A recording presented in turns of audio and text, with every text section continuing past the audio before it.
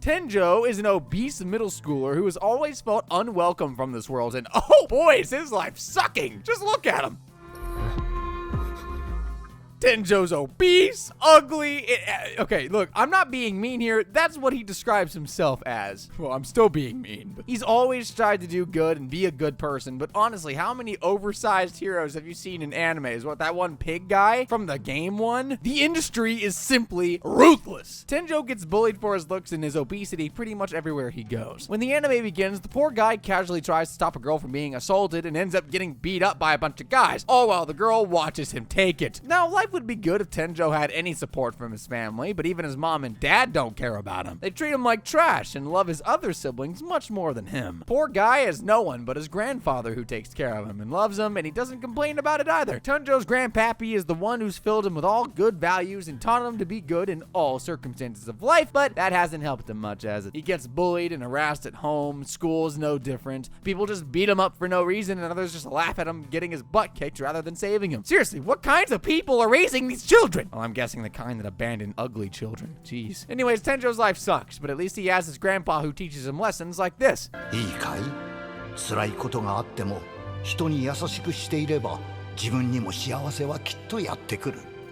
He teaches him not to rush and live his life. And the next day, his grandpa is dead. Wow, what a hypocrite. Sorry, too soon. When his grandfather died, he showed that he did in fact care about Tenjo and left him with his house. And remember when I said his parents hate him? They seem to absolutely despise him, honestly, because as soon as grandpa died, these greedy buggers tried to sue their own son for the house. Thankfully, grandpa had a good lawyer and Tenjo won, but that still meant that he had to pay taxes and take care of the house. Grandpa really pulled a Mr. Beast on Tenjo, but Tenjo was determined to make good with his life. He started working part-time and living alone, really working the true young adult life, since his parents had, well, truly abandoned him now. Life doesn't really get any better for Tenjo regardless. His work and school life are pretty much the same, getting kicked around and bullied and beaten up everywhere he goes. Tenjo doesn't have any friends, and everyone tends to disrespect him. Even though Tenjo has had enough now, he has no will to give up, but life is worse than worst for him. One day, after a similarly bad day at school and getting fired from work for some reason, Tenjo returns home in a really sour mood. He hates himself, he hates his life, but has no strength to let go of his grandfather's words and live his life. He walks to the washroom and comes across the mirror in his face. In anger, Tenjo strikes the mirror. He had it with his life. Pretty sick origin story for a gym freak, actually. He steps away from the mirror and suddenly stumbles upon a hidden door in the house right next to the mirror. The door takes him to a completely different house, a place he had never seen before, and it seems to be filled with otherworldly items. Tenjo recalls that his grandfather was a traveler and always visited many places, and perhaps this was his collection. At the end of this room, he notices a magical door. A door that looks like it's from a classic Indiana Jones movie. He believes it must be one of his grandfather's exploits as well, but soon, however, he realizes that he's in another world, an isekai world. The world seems to be built like a game, and he can see icons and menus, which he can use like in a VR game. Tenjo is shocked, but soon comes to terms with the world. He looks up his skills and also his stats, and he has an appraisal skill, but other than that, his skills are frackin' doo-doo butter. He literally has one stat throughout the profile, making him the worst player in the history of the world. This guy just can't catch a break, can he? The place seems to be much like a game and even has a retrieval system where he can exchange goods for real world money. Tenjo decides to close the menu before he loses any more confidence and walks around the house and stumbles upon a paper.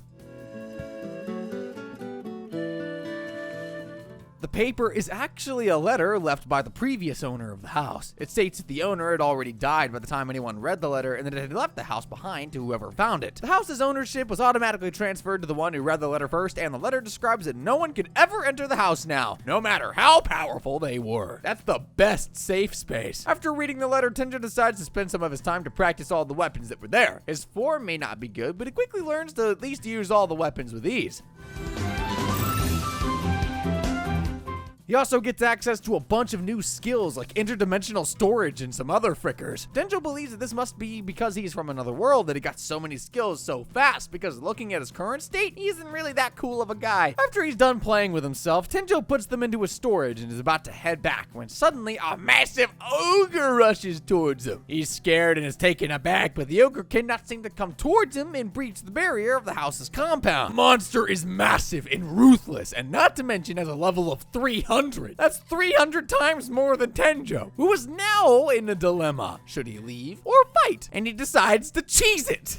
He had found the one hack in the game. The monster might not be able to get in, but his weapons could certainly reach them outside. This is broken. Tenjo withdraws his spear from the storage and strikes the monster, and with just a single blow, the ogre dies and evaporates into dust. In its place, Tenjo gets a bunch of items, which he takes back with him. He also gains a bunch of perk points, which he uses to level himself up, and strategically places all the points into increasing his stats, which are already 1,000 each now after killing one random ogre. Man, I don't know what Shrek was talking about. There was no layers to that. That was surface level cheese. Tenjo then plans to go back to his real life for now. Regretfully so, but as he leaves, the system takes away the items he had collected and hands him a bunch of cash in its place. Real world cash. Oh, this would certainly be handy. Tenjo then returns back to his home and goes to bed believing that he's going back to his same old life. Little does he realize that a big change is coming his way.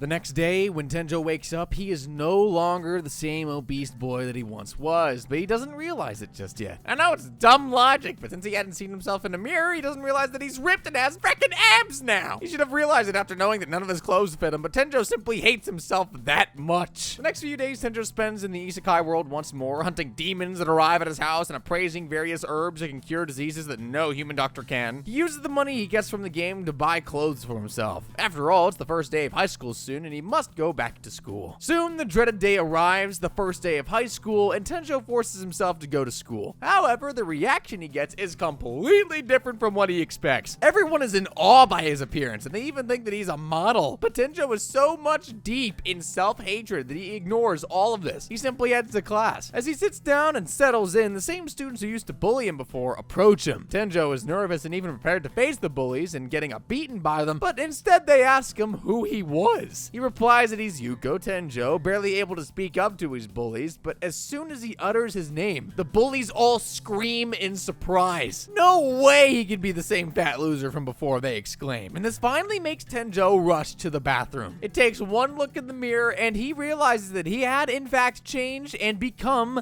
a hero. An isekai hero, to be more precise. After finding another world inside his grandfather's house, Tenjo's life changed completely. He basically became a new man, but how will that translate to the real world? Tenjo runs into the bathroom to check himself and finally realizes that he is slim and basically a new man. However, the fact that he was still him allows for the bullies to get inside his head. Outside the school, the bullies gather around him and tell him that it doesn't matter that he got a new jacked, ripped, hot suck-a-meat body. Now, he would still be useless, worthless, trash. Nothing mattered. Tenjo has no complaints whatsoever. He has to put up with him for being rude to him when he was bad looking. Now he's better. He's gonna put up with the same thing. Whatever, right? Suddenly, a limousine stops right outside the gates, and from inside the limousine, a girl elegantly comes out and heads towards the group bullying Tenjo. She slaps them with her fat stack of cash and tells them to get in the limo. I'm kidding. She seems to have come here to meet Tenjo, whom she surprisingly recognizes. She turns out to be the very girl that Tenjo had saved from the goons in the first episode. Well, actually, he had taken up a beating from the goons who are harassing her, but he had saved her nonetheless. She introduces herself as Kaori, the daughter of a rich businessman who was very pleased by the fact that Tenjo had saved his daughter. Go figure. She explains that her father wanted to make it so that Tenjo could go to Oshi Academy. After hearing the name of the school, Tenjo's eyes widen. This academy was a very prestigious school, which was attended by the only richest and most genius students in the entire country. Tenjo immediately goes into self-sabotage mode and tries to explain that he did not save her. He was just there at the right moment at the right time to take advantage of everything and beat the men. As for the school, he doesn't consider himself worthy enough to even be around the school, much less piss on their flowers. I don't know where I got that from. As he makes a case for himself being worthless, his bullies concur. Explain to Kaori that instead of Tenjo, she should perhaps consider one of them because they're just so much better. Because look at them, look at their strong jaws and punchable nutsacks. Look at them, they're smart too. They participate in extracurricular activities. Kaori, however, reminds him that Tenjo is the one who saved her life and not them. Besides, before coming here, she had already run a background check on each and every one of them and realized that they were massive bullies. The Ocean Academy only took people with good character and they do not fit that portfolio. Kaori once again tries to persuade him to come and join her in the Ocean Academy, and this time she's also supported by one of her maids who proposes that perhaps Tenjo should come to the academy himself to look at it before he decides upon his future. The maid assures him that she would talk to his teachers at the school and make sure that he doesn't get into trouble while he's absent for that afternoon. Man, being rich just makes you powerful, doesn't it? No! After that, the trio of Kaori, Tenjo, and her maid head to the academy. Kaori takes him straight to the principal of the school, who is more than pleased to have Tenjo in the school. Tenjo's self-sabotage continues as he explains that he's no genius and has no capabilities to make him worthy enough for a school like this. The principal simply asks him a question as to what he thinks a genius is. He thinks that a genius is someone who has the capabilities to do anything that they wish to do and have the smarts to back it up. However, the principal has another definition. He believes that anyone who has the ability to find a different approach to carry out a task is a genius. He reminds Tenjo that while children can judge themselves, the judgment of the seniors is what matters. The man further explains that geniuses are not born and each student has the ability to become a genius if they wish to. The principal proposes he should stay for the day and attend one of the classes and see if he finds any difference from his school and if he can settle in with the other students. Just then, one of the professors arrives in the room and she turns out to be a frickin' scientist! Professor Sawada, as the principal explains, is one of the best teachers they've ever had. Her classes are easy, well explained, well thought out. Even though she could have done a lot with her life as she's a scientist, she decided to teach in this school and get booty pay. The principal wants him to attend one of her classes for the day, and having no other choice, he accepts. Even though he had lost a ton of weight and become basically the most handsome guy in all the world, Tenjo was still himself. He's filled with self-doubt, and he's scared believing all the eyes are focused on him, judging. Even as he waits outside the classroom waiting for the professor to introduce him to the class, he cannot help but think what the students would think of him and if he was going to get bullied like in his old school. However, as he enters the class, the entire room is filled with silence as they all think he's beyond handsome. Godlike! The teacher has to literally tell the students to stop looking at him.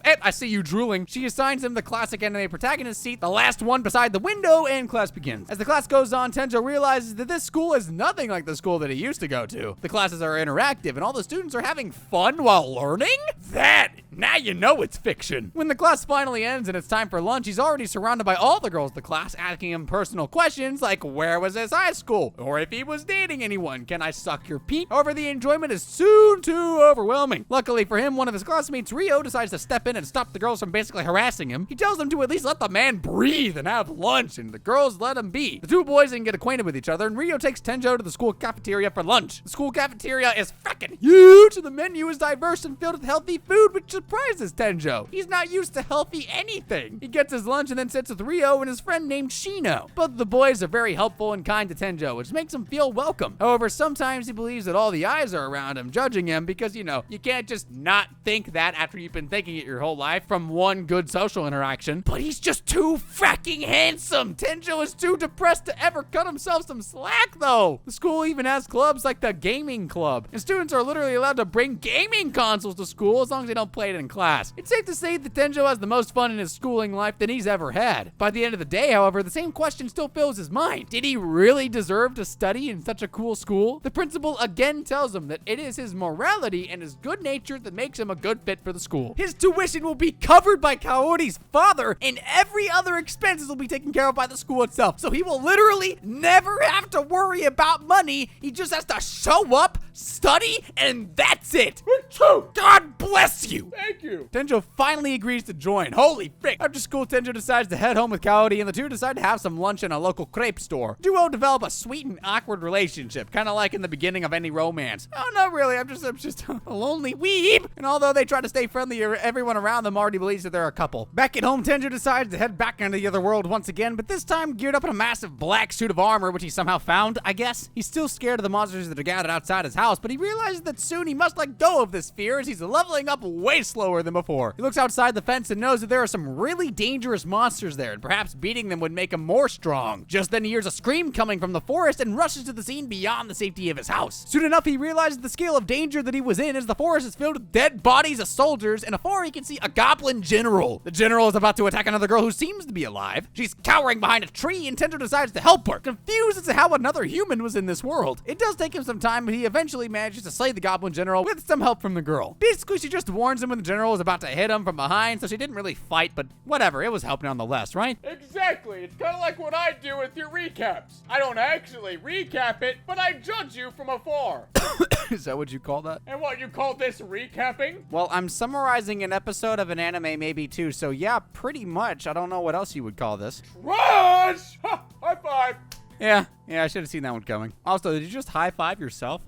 Oh, now you're silent. Okay, now you're gonna act like I'm just talking to myself. That's so dumb, I don't even need to comment on it. Anyways, he goes to help her. She falls down unconscious, but before he could help, he hears voices coming towards him, calling out the name of one Lady Lexia. Tenjo quickly uses one of his abilities and turns invisible as a group of soldiers come to the girls' rescue. He wonders if she's safe and reassures himself that he saw a few of the soldiers coming to her aid, so she's probably fine. Enough of that, let's talk about fashion, alright? You're a viewer of the Mr. Recap channel. You have excellent fashion. Our boy, on the other hand, not so much. But what he does have is money from the other world's missions, and he wanted to get himself some drip. He did have a shirt that he washed every day and kept it clean, but he also did not want everybody to think that he just had one single shirt. Imagine that, huh?